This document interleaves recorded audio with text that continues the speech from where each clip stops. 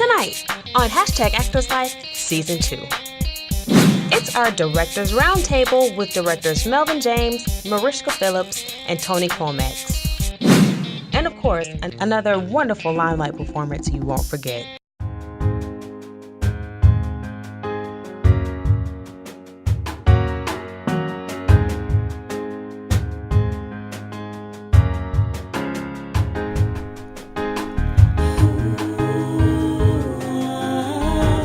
Melvin James, Marishka Phillips, and Tony Clomax are three visionaries whom are well respected in their craft. Melvin James has worked under such acclaimed directors as Martin Scorsese, Sidney Lumet, Spike Lee, and Ron Howard. James has had 2 films as official selections in the Cannes International Film Festival and a short film in consideration for the Academy Awards. James is currently in pre-production for his next film, Sister Trouble. Marishka Phillips is a critically acclaimed acting coach and director. Phillips has coached and trained some of the most talented names in Hollywood, such as Deborah Cox, Terry Vaughn, and Kerry Washington. On screen, Phillips made her directorial debut with Love Always, Eartha, a short film that takes an in-depth look at the life of Eartha Kitt.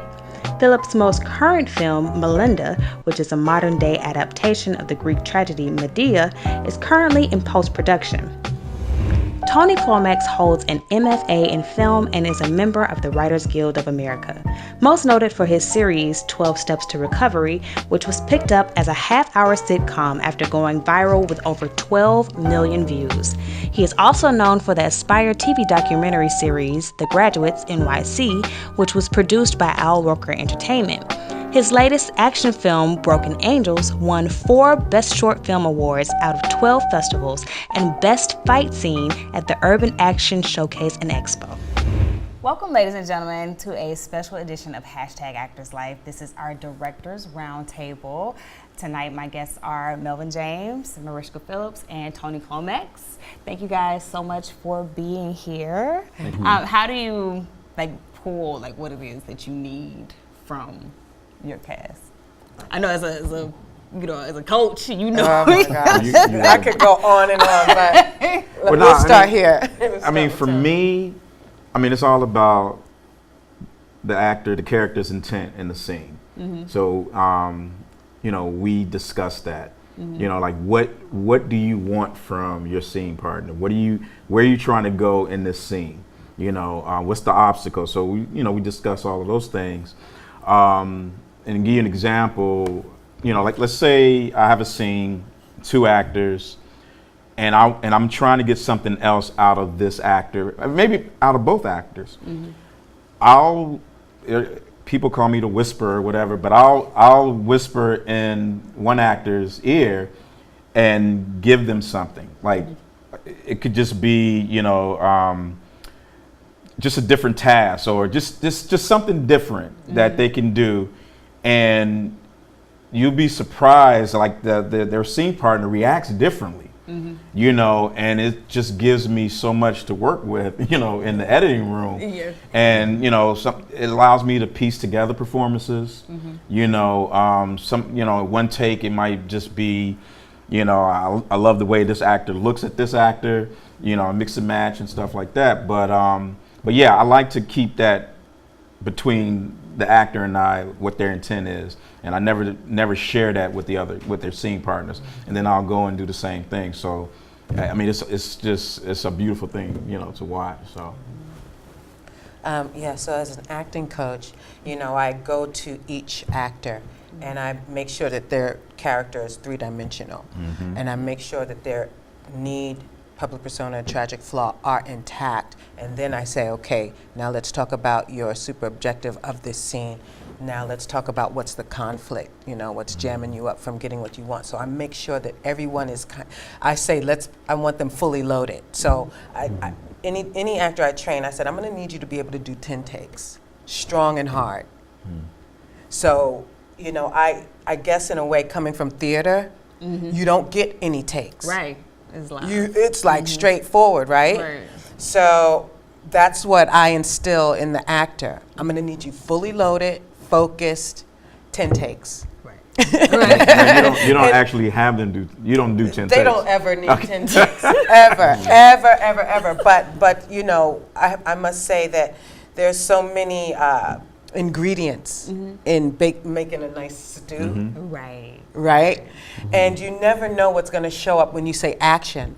But you know, there's a trust that has to transpire between you and the actor, and they have to feel, as far as I'm concerned, that you want the best from them. This isn't a struggle. This is a creation, and it's collaborative. I can't do it by myself. We need all of the working parts.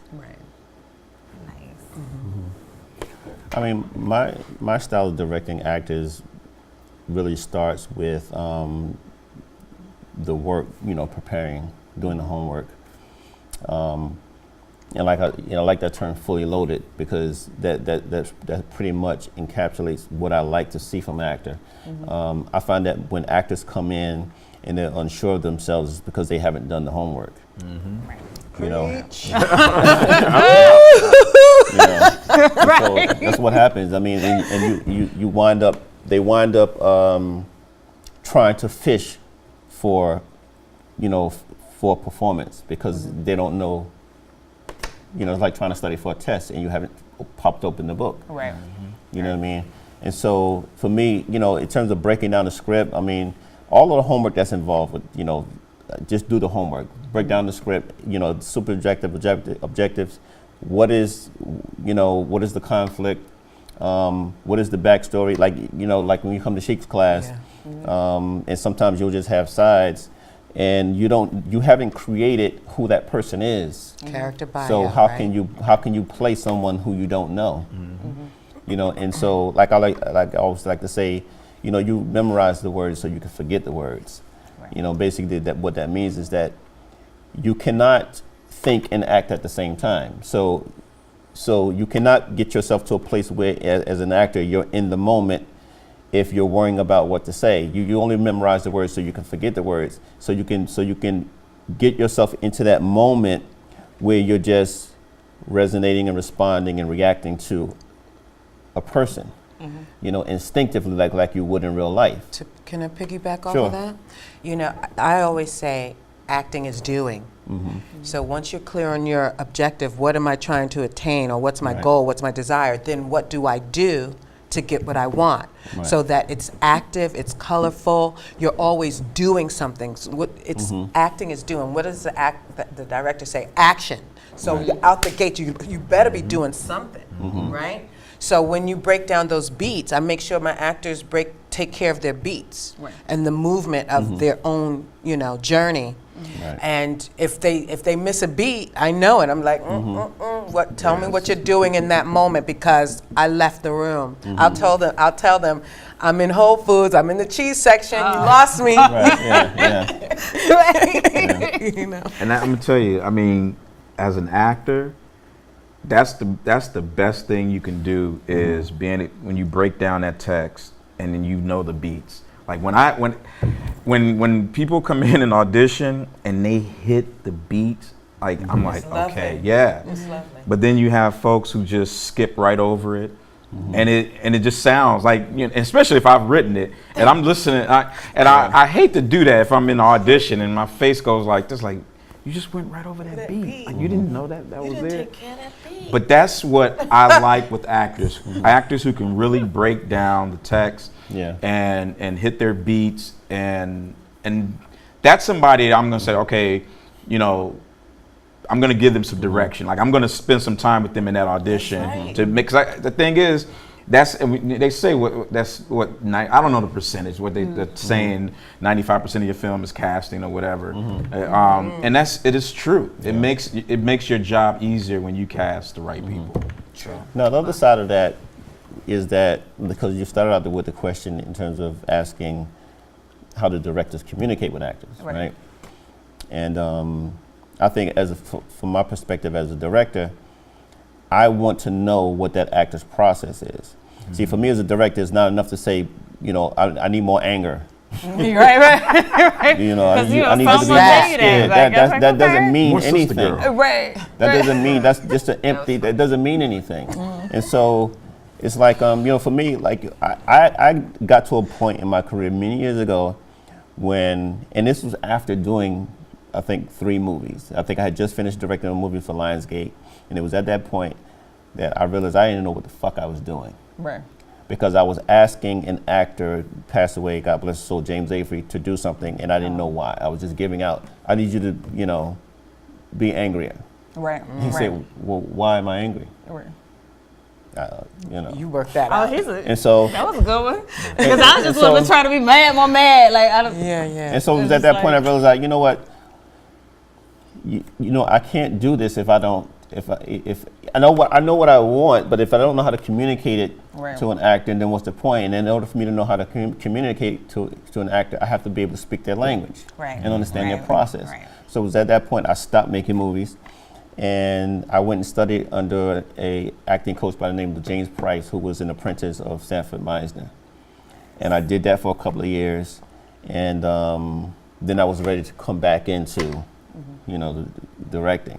And it opened up an entirely different world to me in terms of being able to get what I wanted out of actors. Not just from actors doing the homework and being prepared, but it's like, if you're a coach of a football team, and you don't have to actually physically be on the field playing, but you damn better know what is required of each player and what they need to excel as a player.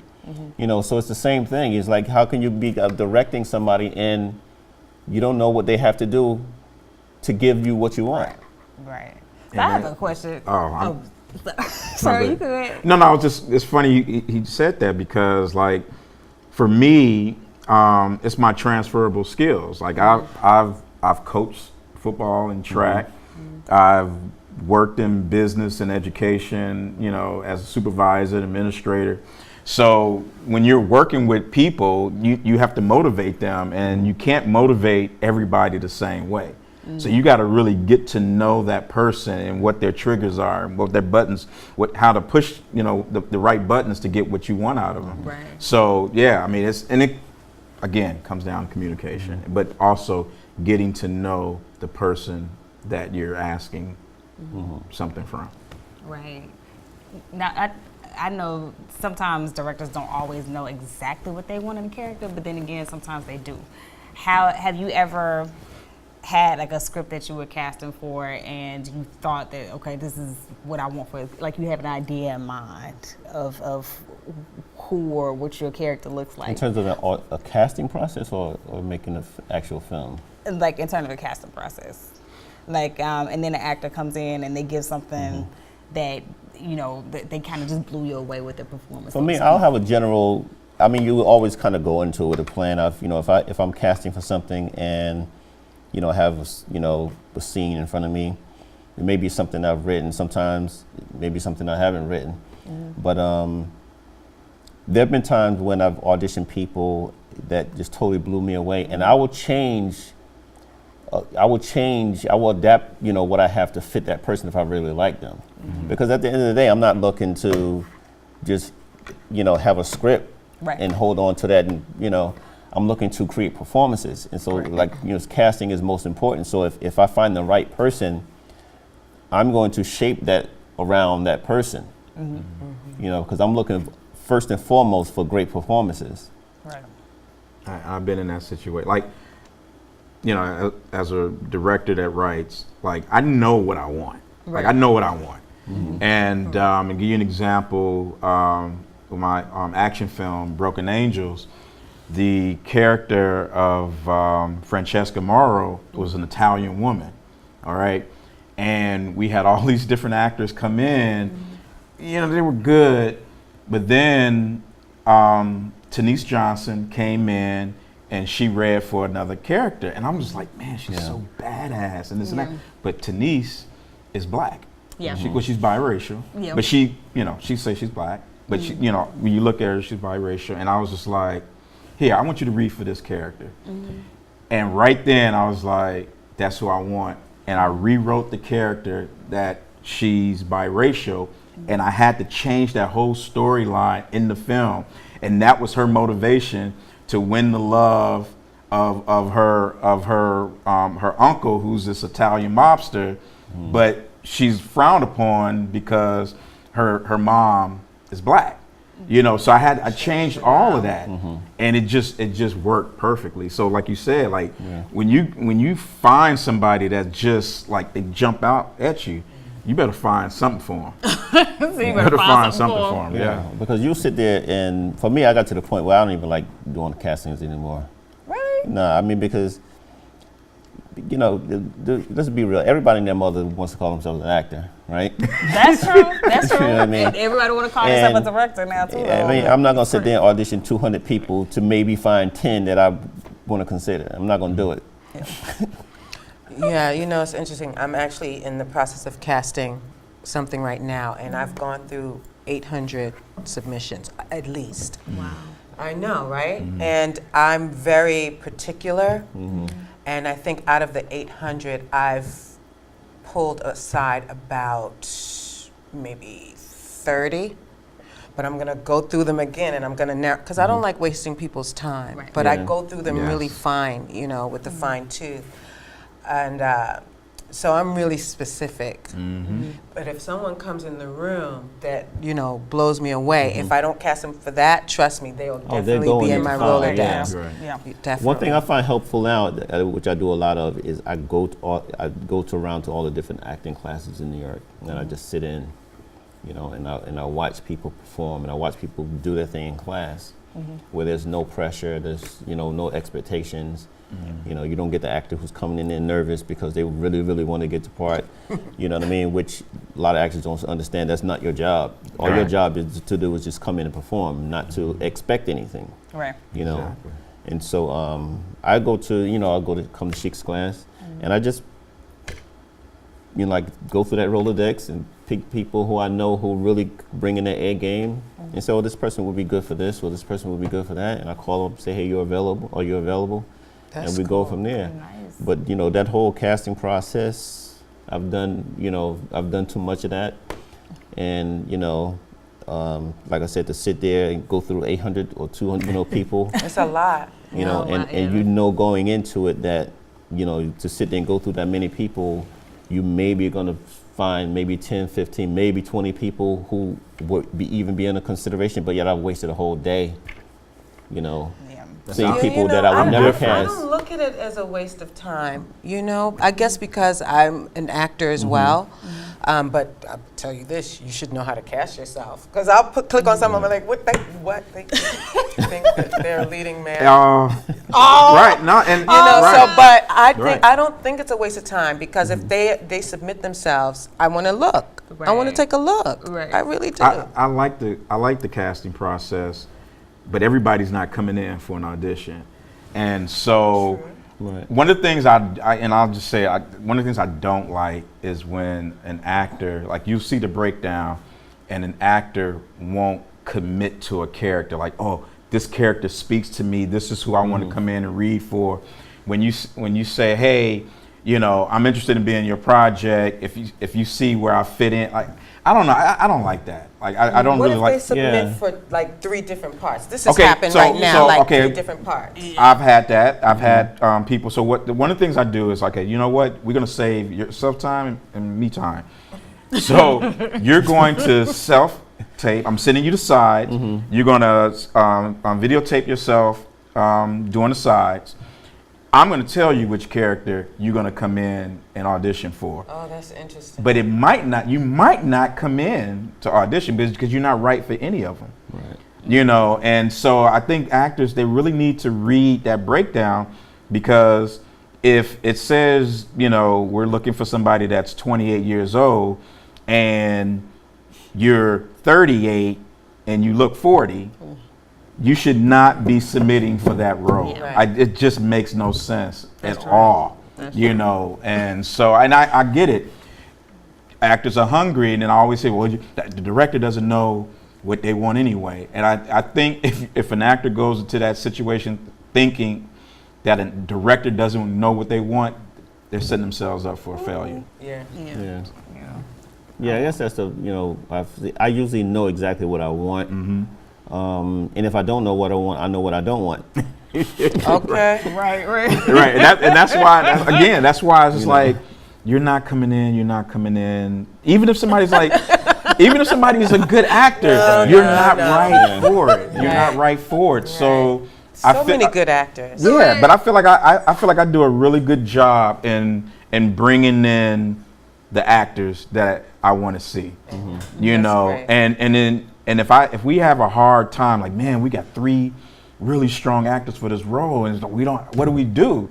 That's a great situation to be in, and for the show that It's chemistry then. Yeah. Then you got to do those chemistry reads. And that's what we have with our final line of audition is like, okay, we're pairing the actors up. Right. You know, it might be unconventional for some of the actors. And recently with the show that I just did, we did that, and you know what? A lot of the actors like, man, that was fun. Like it just gave me another opportunity to rehearse. Right, and to hear your stuff. Right. And so yeah, but it's never personal. Like if I'm not inviting you in for an audition, it's not like, oh, I don't like you. It's I just don't feel that you're right for this character, and I don't want to waste your time or my time. And actors always take it personally. Oh yeah. They don't understand. It's Right. because they feel like it's a rejection of them. And it's not. It's hardly ever a rejection of them. It's just that you know, as a director, I'm looking for certain pieces to build this puzzle, and you could be an excellent piece, but you're not the piece I'm looking for. Right. You know, Right. but they always take it personally. Yeah. That's something I had to learn not to do. It's hard. Yeah, because when I realized I would go in for certain roles, and when I see the person they cast and I look nothing like them, and it's like, okay, well, that has nothing to do with me. You know, what I mean? It just means that they were looking for like someone with a different look. So, and I mean, it's nothing to take personal. Right. You know what I mean? But I do know I do get a lot of callbacks though. Good That's for a you. great thing. Bravo. So thank you guys so much for opening up. This has been an excellent conversation. Just one last thing. Okay. What words of encouragement do you guys have for actors and even people out there who are trying to start their own like productions or like, you know, directing their own projects? What words of encouragement do you have? I would say find a good writer. Find a good writer that is hungry to see this stuff come to life. Partner up with them, you know, and then you can find a direct. You know what I'm saying? Like, it's all these different pieces, but I think it starts with the writing. As an actor, you know, you want to go ahead and create your own stuff. Right. All right. Whether you're writing it or you're teaming up with somebody that's writing it and you're producing it. So if you can team up with a really good writer, I think that's a great place to start. My advice would be create it. If you want to see yourself in something, create a vehicle for yourself. And I think you could bring in, like, get a mentor writer to help you fine tune it. I think that's a great idea. I also want to say that everything is a process, and you have to be patient with yourself. If you start beating yourself up, it kind of closes you up, and it's counterproductive. And the last thing I would want to say is still try to have fun. Oh yeah. Yeah. Have fun. Don't make it so painstaking that you're like not sleeping at night and just stressed out, breaking out. Stay in the joy. Yes. Right. Yeah. I would say that, you know, definitely have fun with it, but I think for me anyway, it starts with passion. Because I think if you have a passion for what you're doing in anything, you'll figure out where to find your growth in it. So, you know, if you're passionate if you develop a love for what you're doing, you'll figure out where to grow and what areas you need to work on, because you're not going to stop, you know, because all of the roadblocks and obstacles that you hit along the way and the head bumps that you hit along the way are not going to stop you. You know, it's like telling somebody, oh, can you think you can live without your left arm? No, I can't live without my left arm. Right. Right. You know? Can't do it. And so for me, it always starts with passion. Nice. Well, thank you guys so much for being here. Thank you for your insight And welcome. thank you guys for tuning in. I will see you next time. All right. Adios.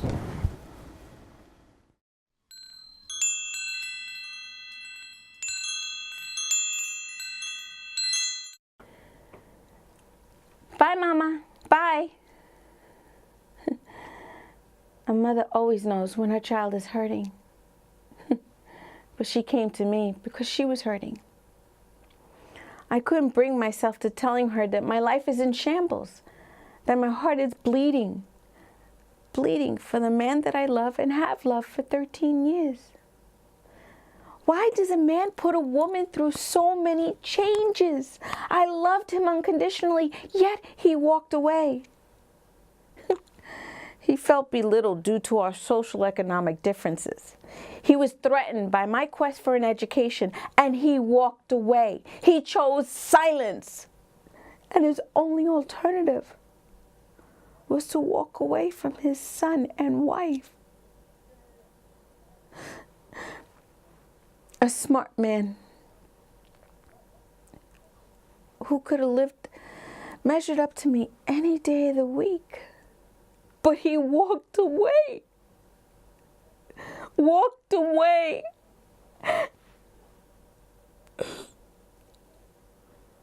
And left his son fatherless.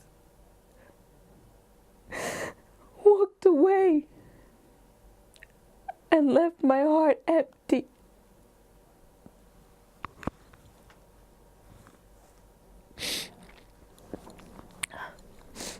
But women are strong. We bounce back.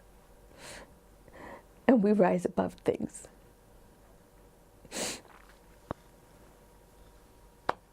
On the next #Actors Life, Sheikh Makma Bey discusses his acting studio and how telling your truth makes you a stronger actor. And actors Vincent Ford and Lester Green discuss homosexuality in the business. Don't miss it.